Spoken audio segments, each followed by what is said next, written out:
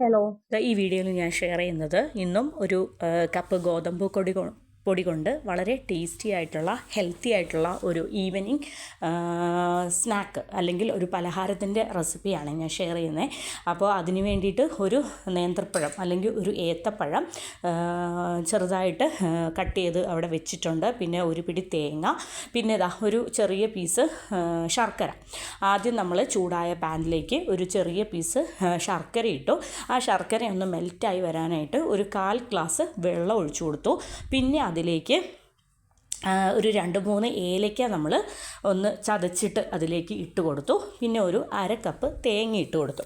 അപ്പോൾ ഇതെന്ന് പറയുന്നത് വളരെ ഹെൽത്തി ആയിട്ടുള്ള ഒരു സ്നാക്കാണ്, ഒരു പലഹാരമാണ്. കുറച്ച് സ്വീറ്റ് ആയിട്ടുള്ള ഒരു പലഹാരമാണ്, ഓവർ സ്വീറ്റൊന്നും അല്ല. പിന്നെ ഒരുപാട് സ്വീറ്റ് വേണം എന്നുള്ളവർക്ക് ശർക്കരയുടെ ക്വാണ്ടിറ്റി കൂട്ടാം. ഞാനൊരു ചെറിയ പീസ് ശർക്കരയാണ് എടുത്തിരിക്കുന്നത്. അപ്പോൾ പിന്നീട് നമ്മൾ ഒരു ഏത്തപ്പഴം ചെറുതായിട്ട് കട്ട് ചെയ്തതും കൂടി അതിലേക്ക് ഇട്ട് കൊടുക്കുകയാണ്.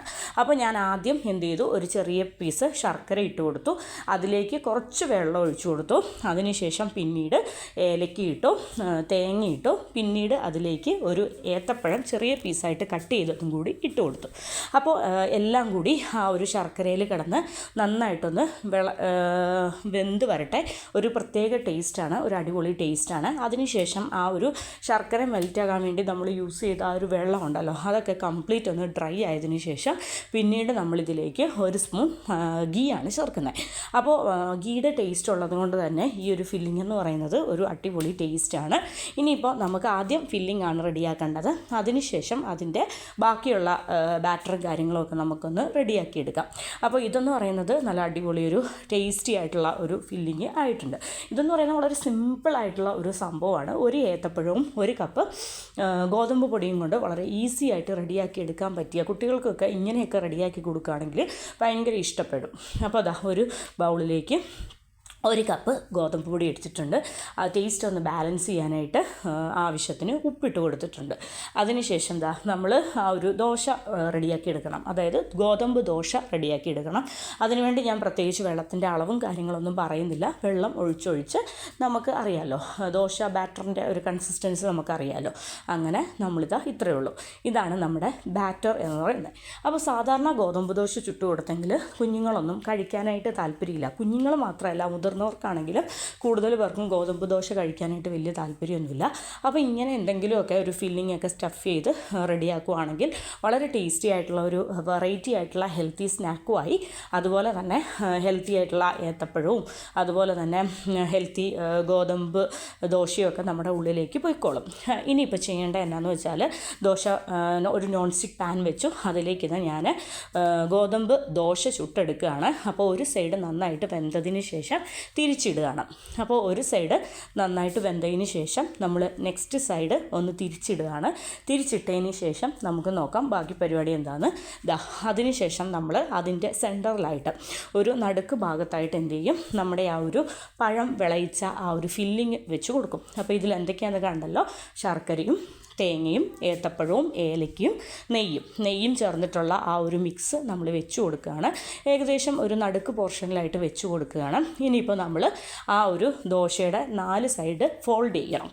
അപ്പോൾ 4 സൈഡും ഫോൾഡ് ചെയ്തിട്ട് നമ്മൾ എന്ത് ചെയ്യണം, തിരിച്ചും മറിച്ചും ഇട്ട് അതൊന്ന് മൊരിയിച്ചെടുക്കണം.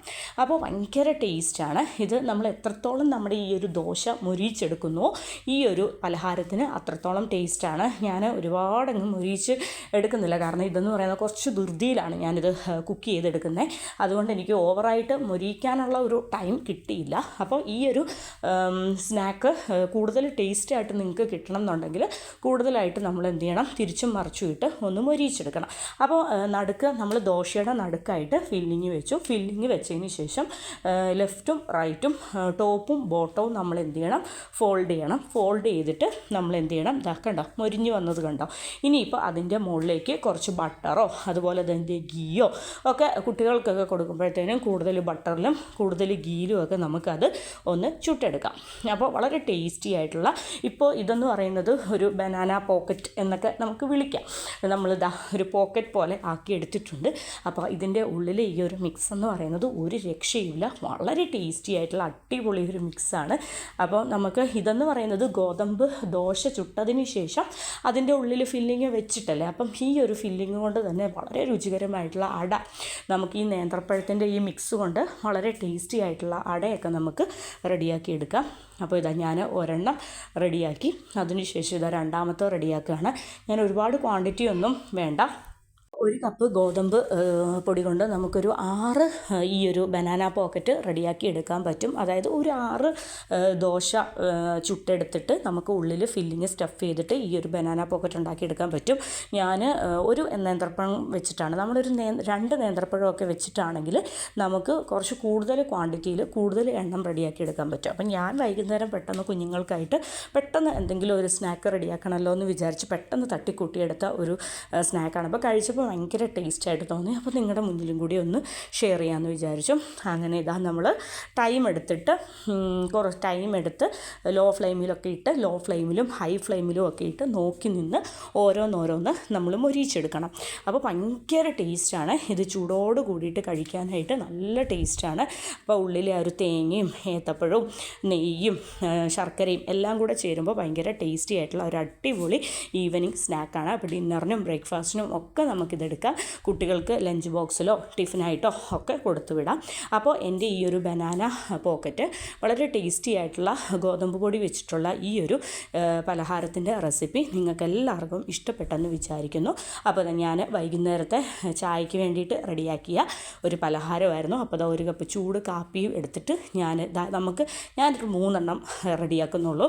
കാര്യം എന്ന് വെച്ചാൽ ഒരുപാട് ക്വാണ്ടിറ്റി നമുക്ക് വേണ്ട, ഒരെണ്ണം തന്നെ കഴിക്കുമ്പോൾ നമുക്ക് വയറ് നിറയും. അത്യാവശ്യം സ്റ്റൊമക്ക് ഫില്ലിംഗ് ആയിട്ടുള്ള ഒരു ഐറ്റം തന്നെയാണ്. അപ്പോൾ അതുകൊണ്ട് തന്നെ ഞാൻ ഒരു 3 എണ്ണമാണ് റെഡിയാക്കി എടുത്തത്. അപ്പോൾ എൻ്റെ ഈ ഒരു സ്നാക്കിൻ്റെ ഈ പലഹാരത്തിൻ്റെ റെസിപ്പി നിങ്ങൾക്ക് എല്ലാവർക്കും ഇഷ്ടപ്പെട്ടെന്ന് വിചാരിക്കുന്നു. ഇഷ്ടപ്പെട്ടെങ്കിൽ മസ്റ്റായിട്ടും ഇതൊന്ന് ട്രൈ ചെയ്ത് നോക്കുക. എൻ്റെ വീഡിയോ എന്ന് പറയുന്നത് സ്കിപ്പ് ചെയ്യാതെ കാണുക. Thank you.